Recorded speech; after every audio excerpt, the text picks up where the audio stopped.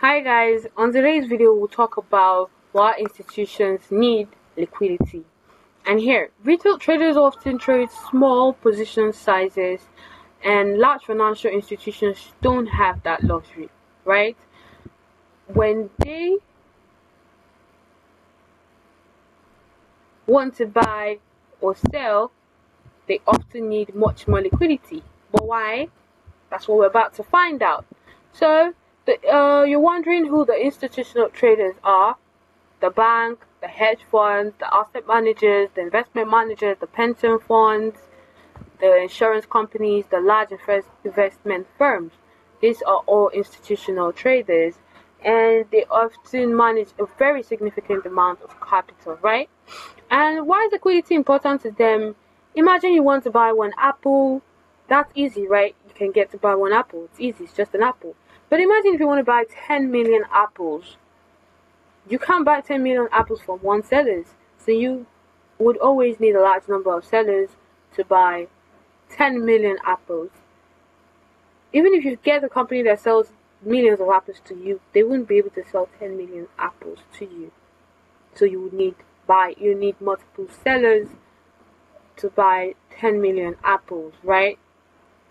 Financial market works in the same way, and large orders often require significant counterparties to complete the transaction efficiently, right? And large orders and market impact. If a very large order were executed at once in the market with limited liquidity, it could move or dip the price significantly, and this is the reason why large participants often pay close attention to liquidity conditions, because that gives them a hand to understand what's happening.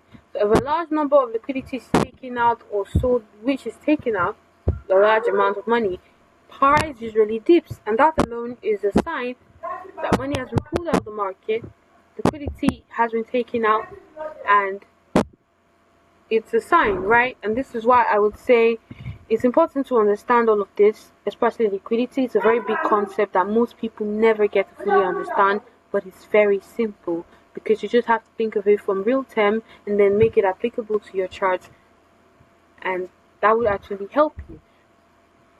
So these retail traders don't need institutional size liquidity, right? However, understanding where large trading activity may occur can provide useful market context, and it helps you explain why certain areas experience increased trading volume or volatility.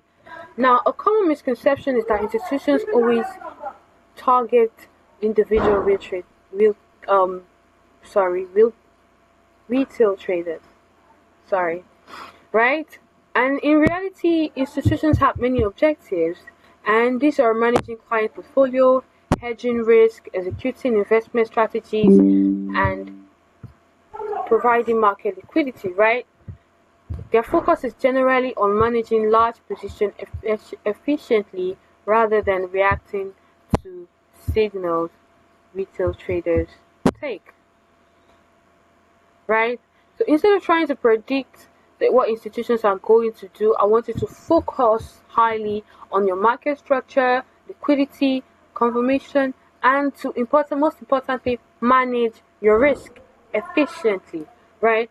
So understanding why institutions need liquidity helps you understand many market movements. But remember, the goal isn't to think like a bank.